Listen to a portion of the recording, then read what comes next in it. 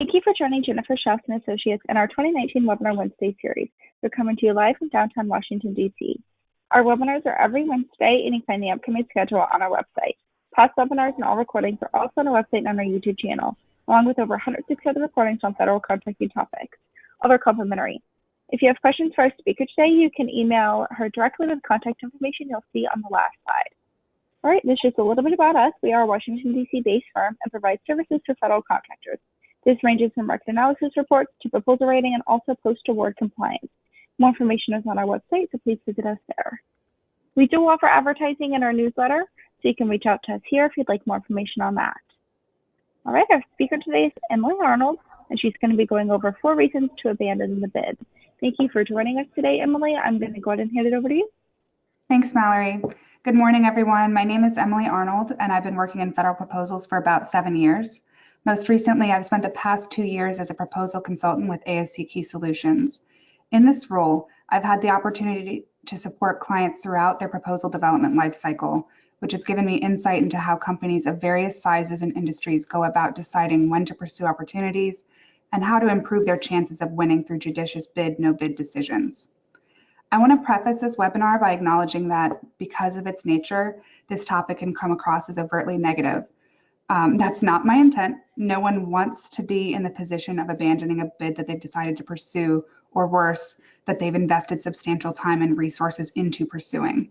However, the no bid decision is one of your strongest opportunities or tools you can use to reaffirm your focus on what bids you should actually pursue by removing distractions and eliminating time and resource sinks from your business development pipeline. In this discussion, I'll outline the 4 main conditions that you should assess yourself against when deciding whether to pursue or continue pursuing an opportunity. Then I'll discuss methods to improve your decision-making process, including how you can use principles from psychology to make impartial, rational decisions, even in high-stress, high-stakes conditions. Next slide. So, the 4 main indicators that you should consider abandoning the bid are as follows. First, it doesn't fit in with your business plan or strategic vision. Second, you don't have a relationship with the client or understand their goals. Third, you don't have the necessary experience or past performance to bid. And fourth, you don't have the necessary resources to bid. Next, we'll discuss these in greater depth. Next slide. In the first condition, you need to determine whether this opportunity fits into your overall business plan or strategic vision. Now, for this to work, you need a coherent business development strategy to begin with. If you don't have a strategic vision, there are underlying issues that need to be addressed in order for your team to be able to make decisions that drive toward a unified goal. Think of this as the big picture of your growth strategy. You need to establish and then follow a clear strategy at the corporate level for what types of work you are chasing. And when I say what types of work, it should cover both what agencies and customers you want to grow your business with and in what technical domains or service areas. This will guide what investments you make in technical capability, personnel, and so forth, as well as what bids you choose to invest your resources going after. Additionally, this should be a fairly controlled scope so you have the clarity you need to have coordinated, focused effort toward your goals.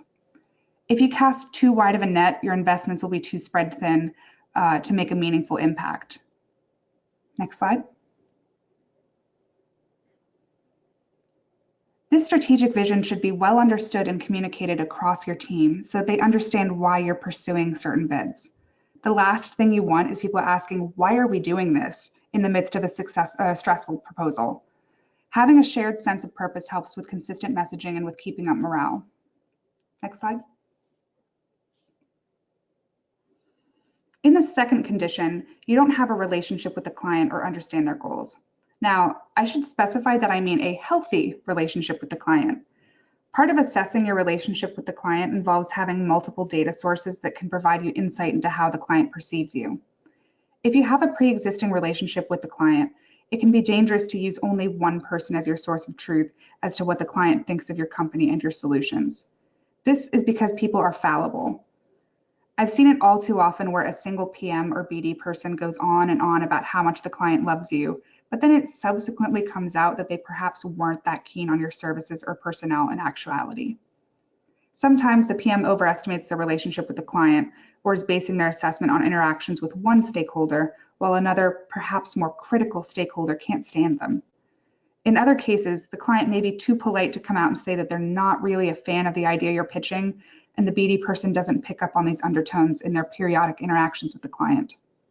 So if you find yourself in a position where you have reason to believe that the client isn't a huge fan of your company, or they don't really know you at all, both of these conditions are nigh impossible to overcome during the proposal development phase. These issues would need to be systematically corrected far in advance of an RFP coming out. Therefore, it might not be worth your time to go after a live RFP if this is the case, and instead focus your resources on longer-term relationship building or salvaging. This relationship is critical to knowing what ideas to focus on in your proposal that will resonate with the main stakeholders and the source selection board. Without this insight, you're effectively flying blind. Additionally, part of this understanding is knowing how the client perceives not only your business, but other providers in the space. This can help you determine who to team with, whether to prime or sub, and who to ghost in your proposal. Next slide. In the third condition, you don't have the necessary experience or technical capability, past performance, or staffing to put together a credible bid. From a technical perspective, if you don't really have a solid understanding or capability within the scope, this will become painfully obvious for anyone reading your proposal. This is the difference between regurgitating the SOW and actually having an approach or solution. Think of this as the difference between the surface level of what you say you will do and the deeper level of how you will do it. From the past performance perspective, this is what lends credibility to your claim and increases the government's confidence in your ability to deliver the work as proposed. Without proven performance, your solution is just a series of claims without any metrics to back them up. Next slide.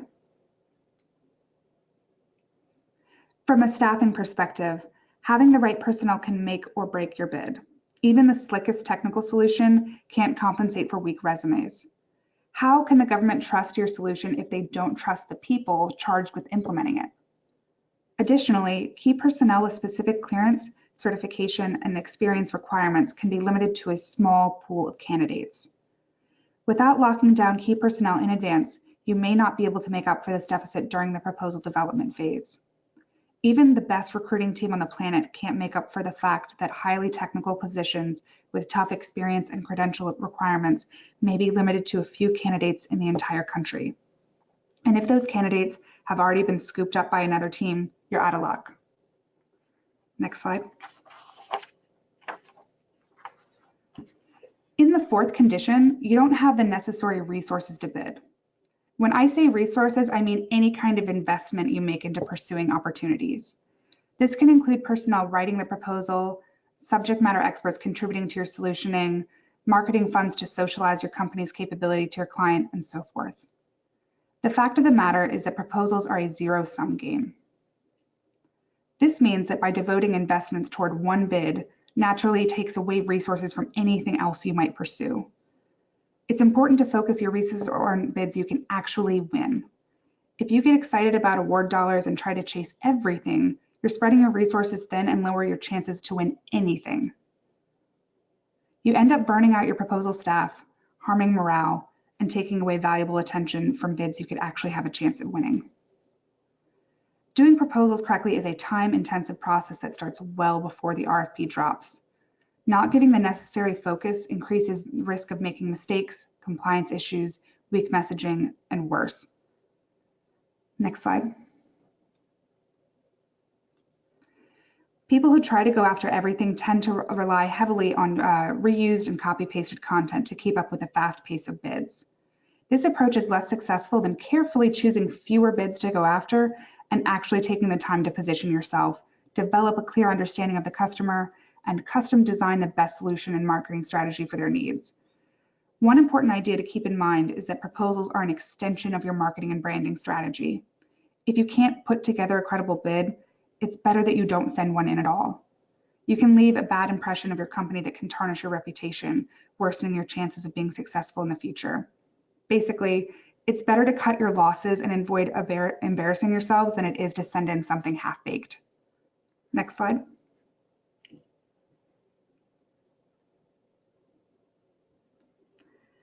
Part of determining whether you have enough resources is to have an accurate assessment of how your resources are currently being used. You should track B&P dollars by project, even for internal employees. By treating them like you would consultants, you can have greater clarity on where you're spending your money and time and how that correlates to success and wins. People act like internal resources are a magic bullet, where you send in a solicitation and proposals magically pop out. But your proposal shop is made up of people. You still need to make sure you're carefully managing and monitoring your proposal shop's time. You should view putting your team on a proposal not as a default or passive function, but as an active choice and expenditure you are choosing to make. This can also help you track how many proposals your staff are working on at a time and whether they are overworked. This can help you determine when you need to bring in external help to increase your chances of winning and provide targeted support to your internal staff. Next slide.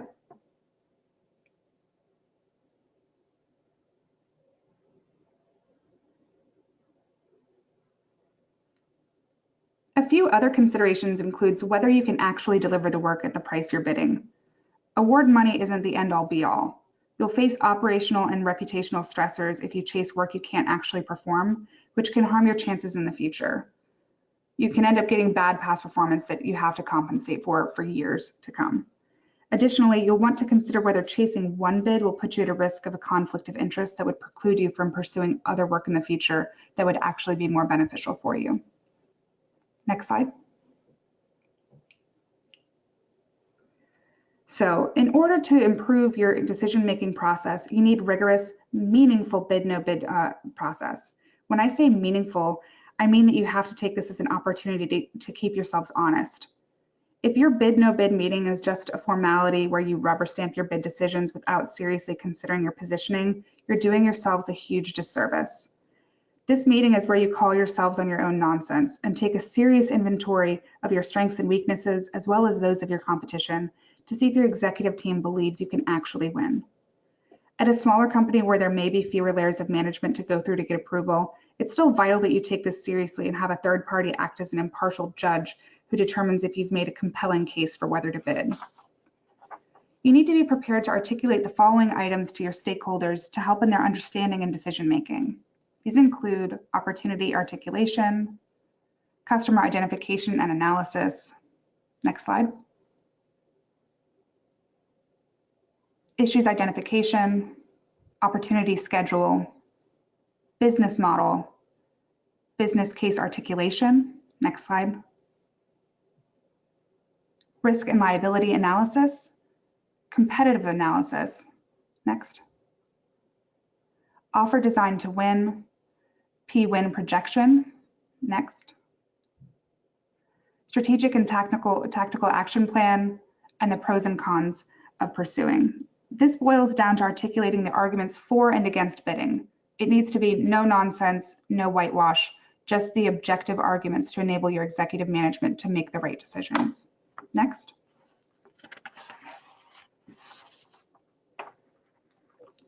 It may be helpful to walk through a series of yes or no conditions or inflection points when conducting your bid-no-bid decision.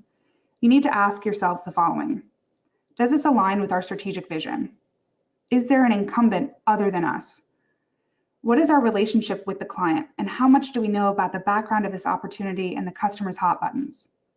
Do we need a team to put together a credible bid? And if so, do we have that team? Do we have the necessary technical capability, past performance, and staffing? Do we have the internal resources to put together a credible bid? Next. If you can't get a positive response to each of these criteria, it may be wise to no bid.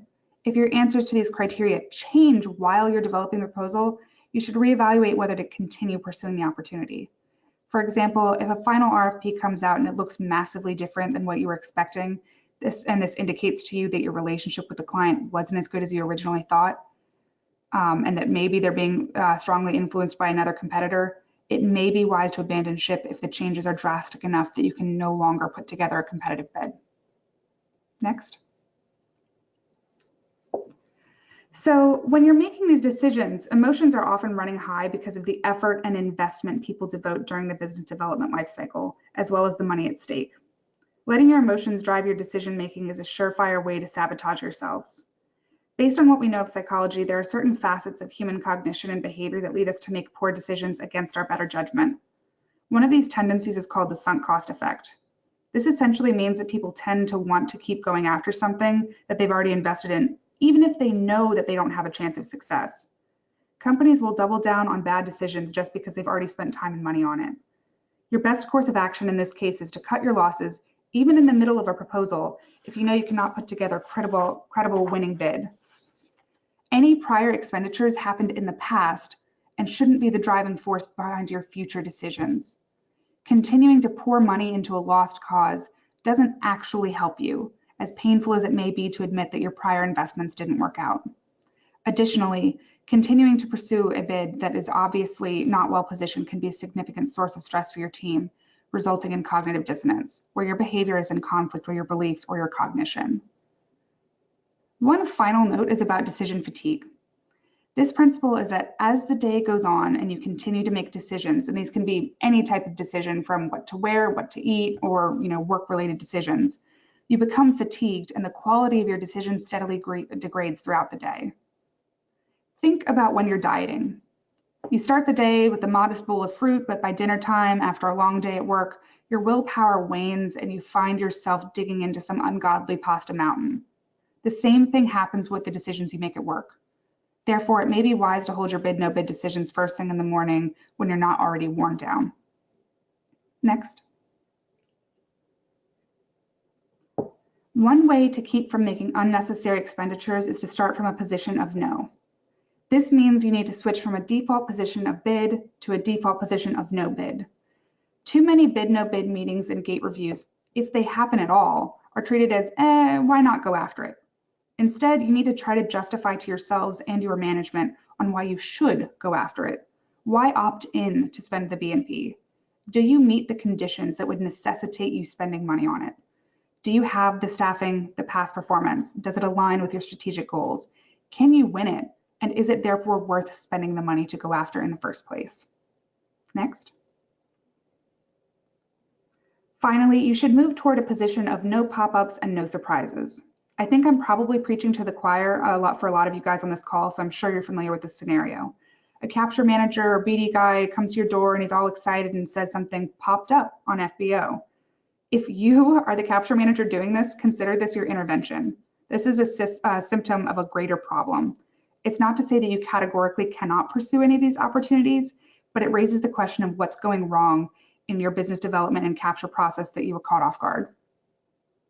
Pop-ups still need to undergo the bid, no bid process despite your limited timeline. You can't truncate this process just because you were caught flat-footed. Next. So in summary, I hope this is helpful in removing the noise from your decision-making process and taking the pain out of deciding when to say no. If you have any questions or want further details, please don't hesitate to reach out. My contact information is provided below. Thank you for your time and good luck bidding. Thank you so much, Emily, for joining us today. If you have any questions, please feel free to reach out to her at the email or phone number shown on your screen. And this concludes the webinar. Thank you.